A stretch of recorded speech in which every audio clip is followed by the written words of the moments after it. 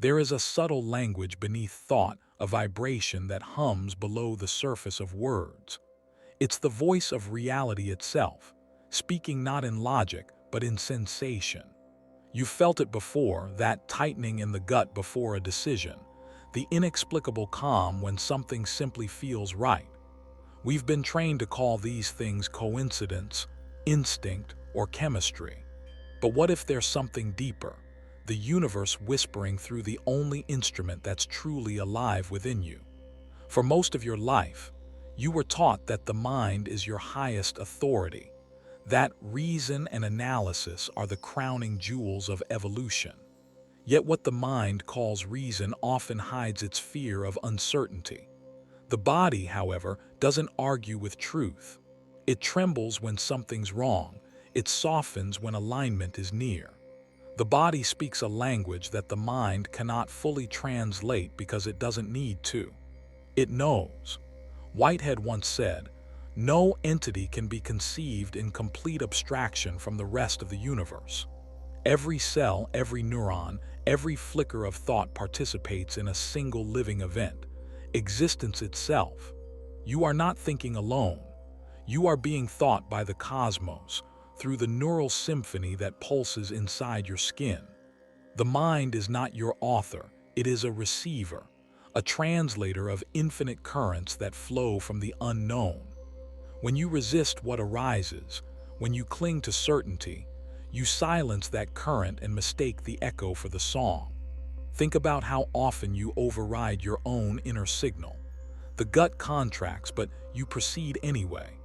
The body whispers no, but the mind rationalizes yes. You make decisions as if reality were a chessboard, as if control were the same as intelligence. Yet each time you defy the quiet knowing inside, life bends to remind you, you are not the one in charge. You are the one being guided. To live in tune with reality is not passive surrender. It's a form of profound listening, a spiritual acoustics of being. The ancients called it gnosis. Modern neuroscience calls it interoception, the awareness of inner sensation. Both point to the same revelation.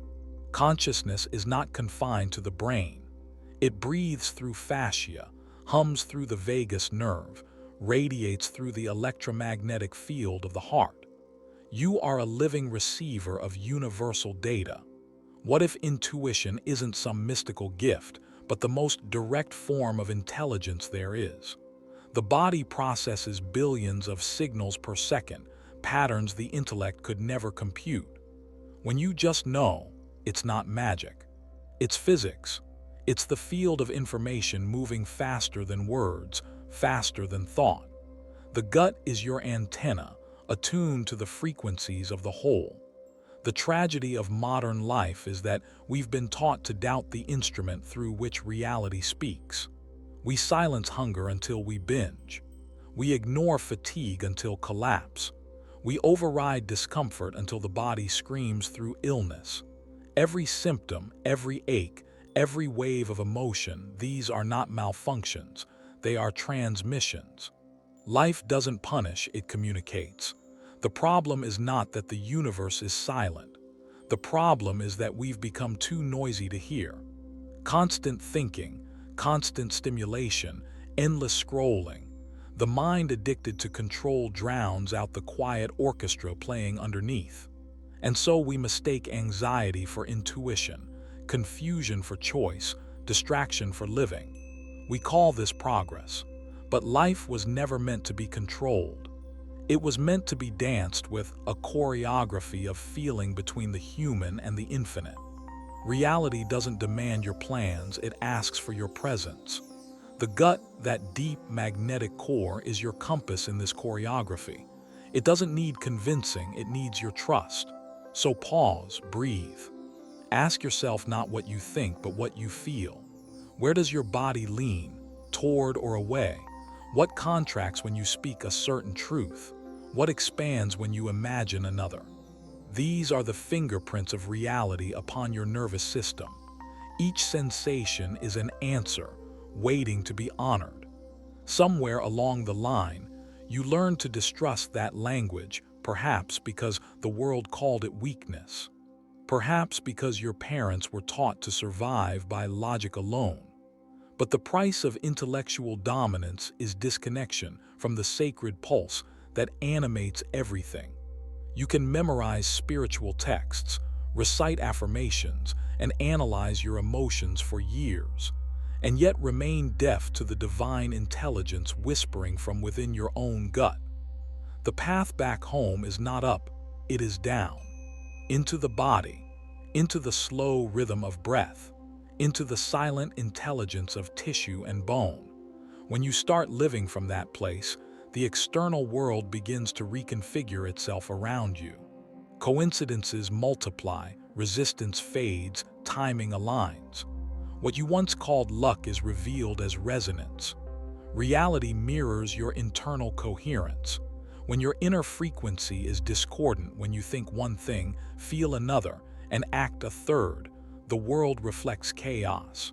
But when thought, feeling, and action align, life flows like a single, effortless motion. The gut, the heart, and the mind become one continuous circuit of awareness. You felt glimpses of it, moments where you acted without hesitation, spoke without fear, moved as if guided by something greater. Those are the flashes of true intelligence, not the kind that calculates, but the kind that communes. In those moments, you are no longer the observer. You are the observation itself, consciousness experiencing its own reflection through your form. To live that way requires courage, the courage to trust what you can't explain, the courage to follow the quiet pull of truth even when it defies logic. But remember, the logic you fear betrays you is only the echo of a smaller self, a survival mechanism built for safety, not expansion. True intelligence does not fear change, it flows with it. The gut knows this. It digests life, transforms it, releases what no longer serves. It is the body's alchemist, constantly turning the unknown into nourishment.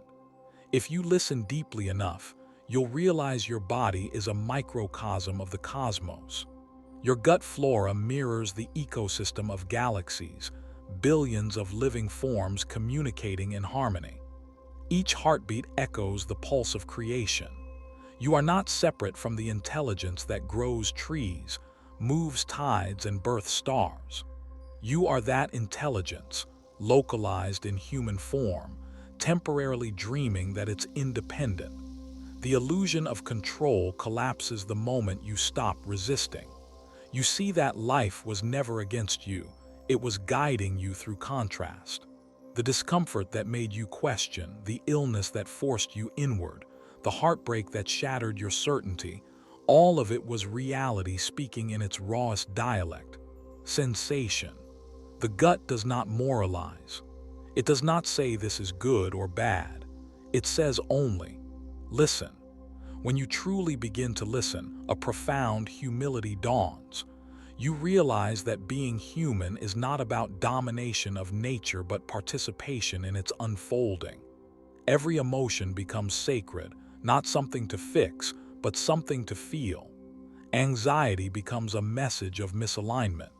Joy becomes confirmation of coherence. Even fatigue becomes a gentle whisper to rest.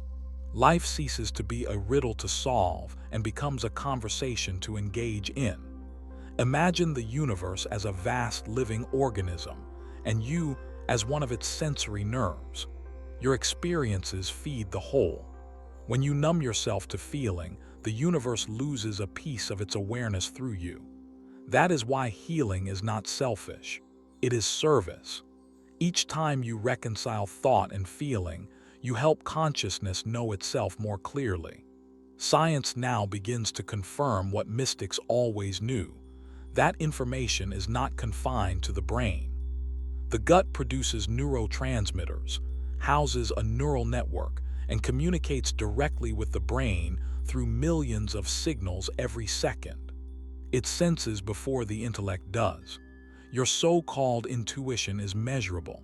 It's not metaphorical, it's biological evidence of a deeper truth, that consciousness is systemic, distributed whole. To live from this awareness is to step into a new kind of intelligence, one that moves not linearly, but holographically. Each moment contains the entire field of meaning. You begin to see that every encounter, every delay, every discomfort carries an instruction. When the gut tightens, it's not fear, it's feedback. When you ignore it, reality becomes louder, sometimes painfully so, until you return to the conversation. This is why genuine transformation never comes from thought alone. You can think your way into philosophy, but you can only feel your way into truth. Truth vibrates through the body before it organizes into words. The mind merely translates what the gut has already decided. Look around, the world is full of people trying to think their way out of pain. But thought cannot heal what it helped create. Only direct experience can. The moment you allow yourself to feel fully, to surrender to the body's wisdom, the story begins to dissolve. What remains is simple, luminous awareness. The same awareness that beats your heart and turns galaxies. When you align with that awareness, even the most ordinary actions become sacred.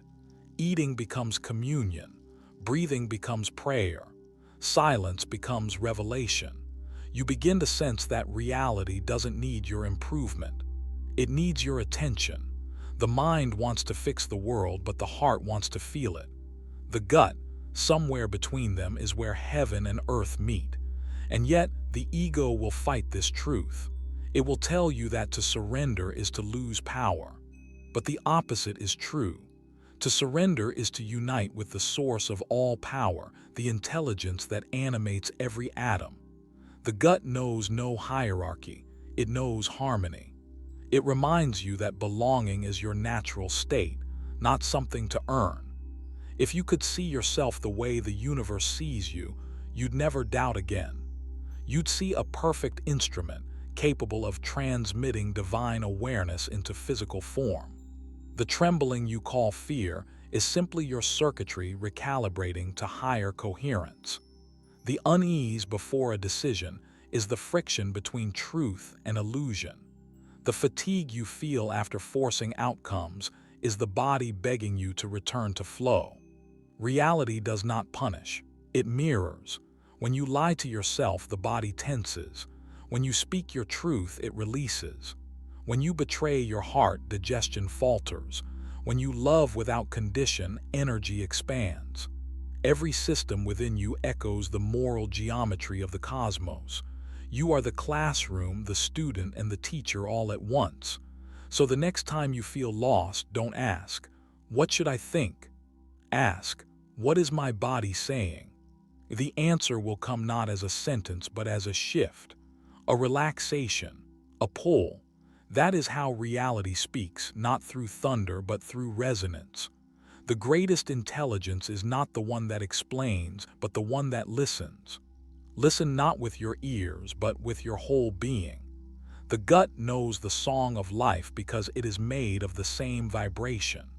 When you live from that vibration, existence stops feeling like something to survive. It becomes something to sing through. You are not the observer of reality. You are its instrument. The melody has always been playing. The question is, will you finally tune in?